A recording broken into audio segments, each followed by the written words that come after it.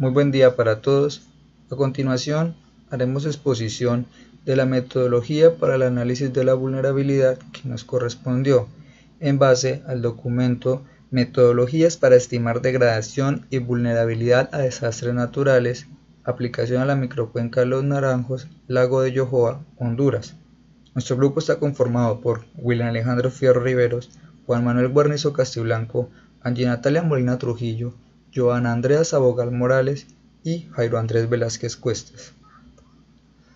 Inicialmente, decimos que los desastres naturales causan destrucción, se pierden años de avances en el desarrollo, se deben imponer nuevas demandas a las sociedades y sobre todo generar cambios en las propiedades del desarrollo con consecuencias a largo plazo. Aún así, se ha ignorado la relación causa y efecto entre los desastres naturales y el desarrollo económico y social, y esos fenómenos en general han sido considerados en el marco de la respuesta puntual a la urgencia y emergencia. Dependiendo del grado de progreso tecnológico y desarrollo, es perfectamente evitable la destrucción de comunidades sujetas a riesgo de catástrofe o atenuar el impacto de un desastre, por las posibilidades de estudiar los riesgos y la vulnerabilidad y todos los derivados de ellos para establecer todos los planes de prevención. Ahora sí entramos en materia a lo que es el procedimiento metodológico. El procedimiento metodológico se divide en varias etapas. La primera de ellas es la recopilación, evaluación y selección de la información. La línea base para iniciar el planteamiento metodológico fue realizar una revisión bibliográfica referente a la elaboración de metodologías e información sobre selección de criterios, indicadores o variables para evaluar la vulnerabilidad a desastres naturales. Después de ello, realizamos una selección de variables para estimar la vulnerabilidad a estos desastres naturales, en el caso del documento que nos basamos en una cuenca. Se dice que estos deben ser sensibles a los cambios del sistema, es decir, si el sistema pasa por un proceso de degradación, los indicadores deben reflejar este cambio rápidamente. También que deben dar una explicación significativa con respecto a la degradación de la cuenca bajo análisis. Además, deben ser relativamente fáciles de medir y su definición debe ser eficiente desde un punto de vista de costos. Por último, se dice que debe ser posible repetir las mediciones a lo largo del tiempo.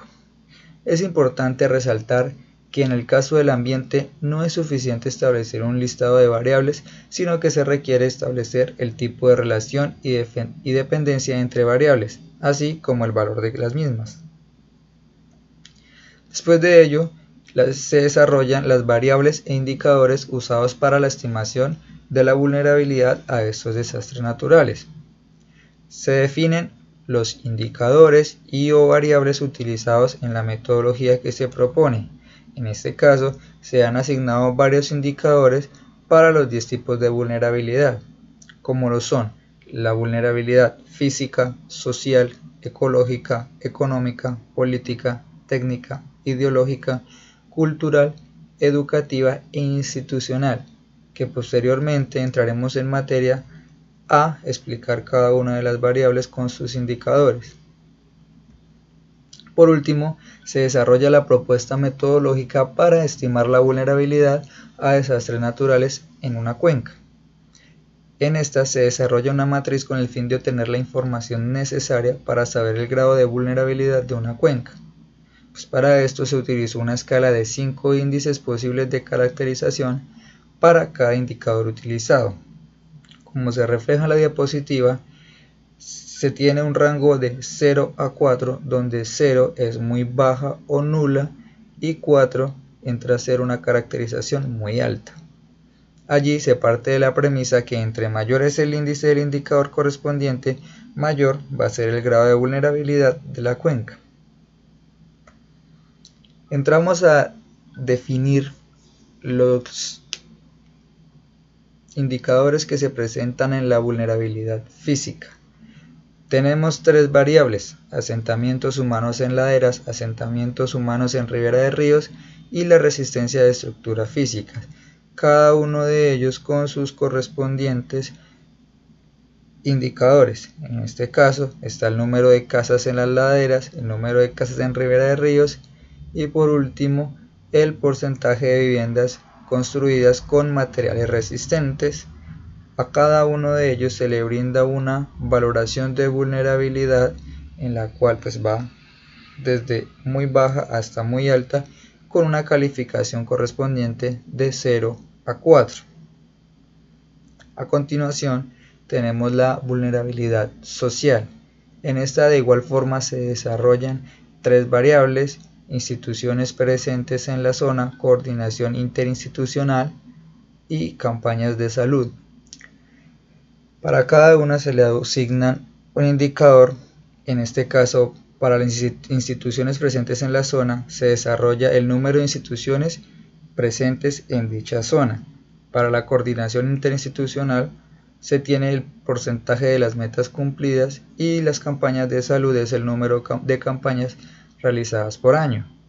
De igual forma se le desarrolla una valoración de la vulnerabilidad y una calificación para posteriormente hacer el análisis.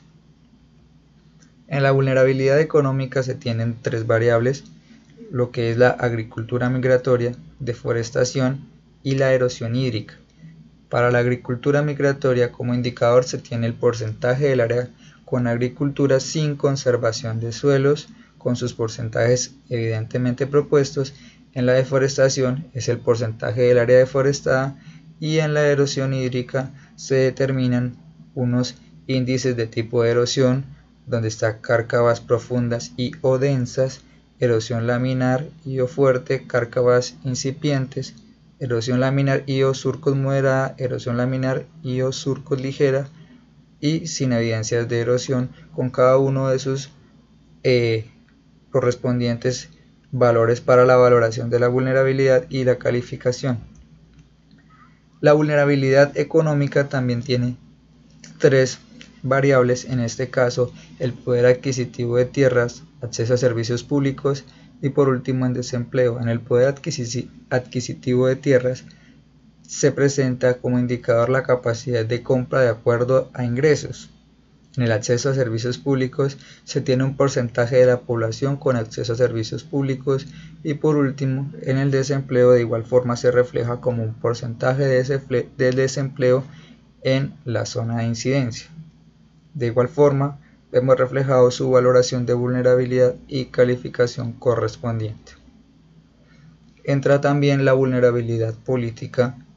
De igual forma se ven reflejados tres variables: liderazgo en la comunidad para la toma de decisiones, apoyo del Estado en proyectos comunales y apoyo de partidos políticos en proyectos comunales. Todos estos tres se evidencian con una calificación de porcentajes que identifica cada una de las variables.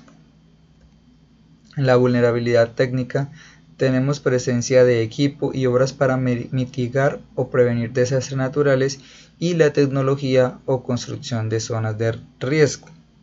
En la primera podemos evidenciar que se desarrolla con el porcentaje de equipo y obras presentes en estas áreas vulnerables, y en la tecnología de construcción de zonas de riesgo se ve reflejado con el porcentaje de las estructuras físicas con técnicas de construcción. Para la vulnerabilidad ideológica se tienen dos variables: la reacción de la comunidad ante un desastre natural y la reacción de la comunidad ante la amenaza de un evento. En la primera es el porcentaje de la población que es pasiva ante un desastre y la segunda tenemos el porcentaje de la población dispuesta a colaborar, cada una de ellas con su valoración de vulnerabilidad correspondiente y calificación. Después de esta tenemos la vulnerabilidad cultural, que nos refleja dos variables: integración de etnias a proyectos comunales y la participación de medios de comunicación. Allí vemos reflejados ambas con porcentajes, lo que nos va a generar una valoración de vulnerabilidad y una calificación correspondiente para un rango de porcentaje determinado. Tenemos a continuación la vulnerabilidad educativa, que se divide en tres variables: programas de educación ambiental, que se va a evaluar con los indicadores de número de charlas al año, también programas radiales de información que se evalúa con el número de programas de información radial por día, y por último asistencia técnica a productores, que se estima con porcentaje de productores capacitados por año. Por último se tiene lo que es la vulnerabilidad institucional, que divide dos variables: planes de contingencia y capacitación al personal técnico. Ambas se ven reflejados con porcentajes, la primera con porcentajes de los planes ejecutados y la última lo que tiene que ver el referente de los porcentajes de técnicos capacitados al año. Después de desarrollar cada una de las vulnerabilidades, empezamos a hacer la evaluación de los datos para la estimación de la vulnerabilidad de la cuenca. ¿Cómo lo desarrollamos? Partimos de que tomamos todos los valores y sumamos los índices de calificación correspondientes a cada una de las variables o indicadores considerados. Si existe más de una fuente de información, ya sea por entrevistas, expertos u otros, primero se debe promediar el índice según ese número de fuente de información. Después, el valor resultante se divide entre el número total de índices, variables o indicadores para obtener un índice promedio. Después, el índice promedio se divide entre el valor máximo posible del índice y se multiplica por 100 para obtener así el nivel de vulnerabilidad en el porcentaje que nos va a reflejar la cuenca para cada uno de los tipos de vulnerabilidad correspondiente.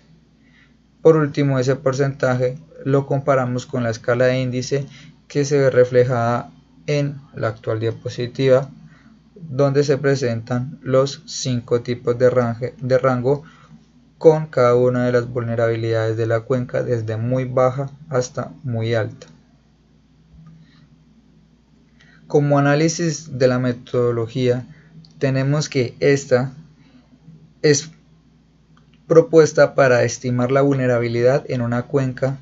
Se basa en una serie de variables obtenidas de una revisión bibliográfica, como se decía al inicio, que se consideran 10 tipos de vulnerabilidad, los cuales ya fueron expuestos y tomados por Wiltshire-Schultz, que fue el que patentó esta metodología, ya que se considera que hacen un conjunto total en la determinación de la vulnerabilidad global.